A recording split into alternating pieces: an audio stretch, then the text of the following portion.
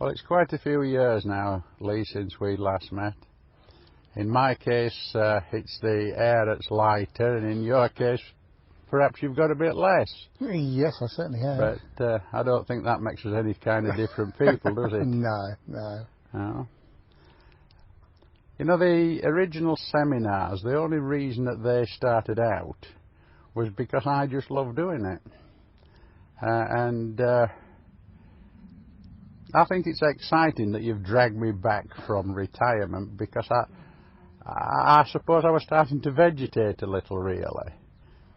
It's nice having earned enough money to sort of quit and be able to do whatever you want to do. But watching daytime telly isn't sort of, for me. So I am looking forward to sort of coming back to it all. Yeah. And the thing that sort of inspires me somewhat in this direction is just how much you know about the subject. Because, I mean, to be absolutely honest, I have never met anyone who's been to more of motivational business opportunity seminars than you yourself. I think for me it's become my hobby. That's the thing, that it's taken over and become something that I've got an interest in, because I've always been interested in small businesses, and over the years, even before I met you, I'd run several businesses, but those have come to an end. I was looking around for something new, and I looked at all different things, as most people do when they're looking for business opportunities or to start a business, and most of it was absolute rubbish. But because I've been a collector, I collected records for years, I started collecting everything that came through the post, everything I sent off for, and I filed it, because I'm that kind of person. I file everything and kept notes. So over the past 14 years or more, I've collected every sales letter, every manual. I spent an absolute fortune on it because I have an interest in it, and I guess in some ways because I've been trying to find someone else that was anything like as good as you. Because when I came along to that one-day seminar, I didn't know what to expect, but it was just so inspirational. That one day was just so inspirational. It charged me up so much that I went off really like a rocket and started a business, and it just grew from there. I find it very flattering that you've come back to me, I've got to say that. And also the fact that the flattery to some extent is inspirational to me. And of course, as you know, that tomorrow we're going to put together our first ever seminar. And the mind is already buzzing on the introductions to this seminar and the way that I found the business to start with. Because I never considered myself a motivated person. Do you know, I was 36 years old before I ever even knew that there was such a thing as a motivational book. Wow. And basically, as we do the full-length video, it was only because I wanted to find a way to motivate others for their own benefit that I ever came to know that there was such a thing as a motivational book. And I suppose my financial career must have started when I was about 10 years old, literally earning my own pocket money. And the thing that they talk about today, goals and things like that, I'd never heard about that. I just knew there were things in this world that I wanted. And when I was 22 years old, I set myself what today is called a goal. To me it was just a want, and I wanted a Rolls Royce. And there I was at 22 years old, and I literally went out and got one.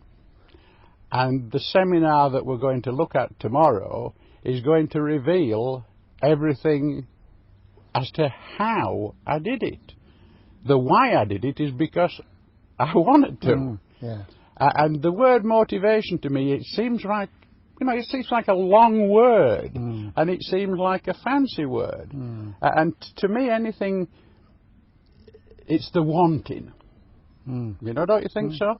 It's the wanting to do something. If you can want to do it, enough, then I suppose that's this magic word, motivation. I think that was the thing that I already had to an extent. I mean, when I was a kid, I like a lot of kids, I said I want a Rolls Royce. It took me till I was 33 before I bought mine. Yeah. But when I came along to you, it sort of all fitted into place. You said things that made me focus.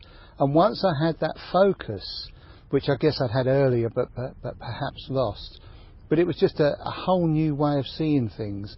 And once you've got that focus and that inspiration, there's nothing can get in your way. You can do whatever you want, as I've proved. Well, of course, I'm just a plain Yorkshire lad, and I still speak with the Yorkshire accent. Yeah. In fact, some years ago, I was in Kyoto, Japan, and I got into a lift, you know what the Americans call an elevator, and I was close to the buttons. And so I only asked the other guy what floor he wanted so I could press the right button for him. And when I finished speaking, he looked at me, he pointed his finger at me and said, "You don't come 30 miles away from Leeds." So there's no hiding the fact that what you see is what you get. And with everything that I believe in, if you like, with regards to helping others, it has to be based on what I've actually gone through. You know, it seems to me that so many of these books talk about where is and where has and where if, and my only difference is that I tell it as it was, and I might flower it up with an odd joke a little bit, I might even exaggerate a little bit, you know, for the sake of the story, but it's plain speaking.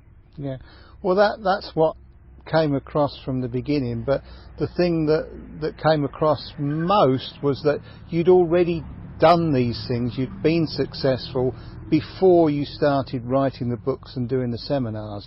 Most of these people you go and see, they're trying to make money from their books and from the seminars, and they haven't made any money beforehand. Whereas with you, you'd become successful, you've made an absolute fortune, and then you were showing people the easy way to do it from your experience. Most of these people, you know, they're hoping they'll make the money, as I say, from the seminars and the books and the things they do. Well, the original motivational seminars I did, of course, as you'll hear tomorrow, was actually a knock-on reaction from the famous oil painting days. We had a situation where with 1,200 people earning money to such an extent it were unbelievable. We even featured on BBC television because people were earning amounts of money which they thought was a little bit excessive, you know. But you know, the good old days, and here we go with a chance to tell the good old days again, but a chance to tell it in a way that there's a lesson to be learnt. You know, because there's no point in coming along to a Reginald Gee seminar or a Nollhouse Interforum seminar unless you want one thing, and that one thing is simply to better yourself. Yeah. You know, there's so many people wait about. You know, they just wait around for somebody else to better them when it's the self they should work on. Yeah. Well, the reason that I kept on at you to do another seminar was because what I got from you those years ago was so powerful, so inspirational.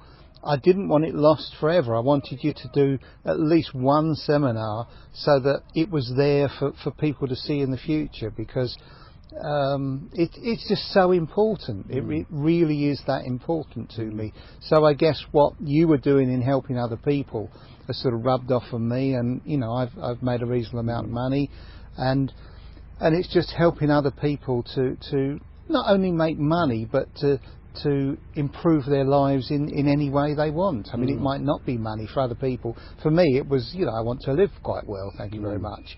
But for other people, it might be, I just want to be happier in my life and more contented, or get on in the career of moving up the corporate ladder or whatever. I've always wanted to work for myself, and I've always worked for myself. Well, as you know, I've got 3 sons. My eldest son, I'm not sure which is the wealthiest now. myself or him, because he's certainly sort of done well in his thing. But Stephen, the middle son, he's a computer buff. In fact, he's our Einstein, if you like, of the computer. It tends to look a little bit like Einstein with his hair long and that kind of thing, but you know, with Stephen, he can drive them. Youngest son, Richard, he actually builds them, you know, so that from the point of view that it's only, 18 months since I knew how to turn one on. But from the point of view that with Stephen driving the computers and Richard being able to sort of do everything else that needs them and that kind of thing, and all I've got to do is sort of tell the stories again, then that's the way we can go. Well, I'm looking forward to tomorrow, Lee. I think it's going to be a special day. Yeah, I'm bubbling over with enthusiasm for it. I feel 10 years younger for it at least, probably even more than that. Great. And you know, let's show people what they can do simply because we've done it. Well, I think if people come along to the seminar, or the people watching the DVD, they'll just see it come across. It's going to be a magical time for everyone. So I just can't wait. Terrific.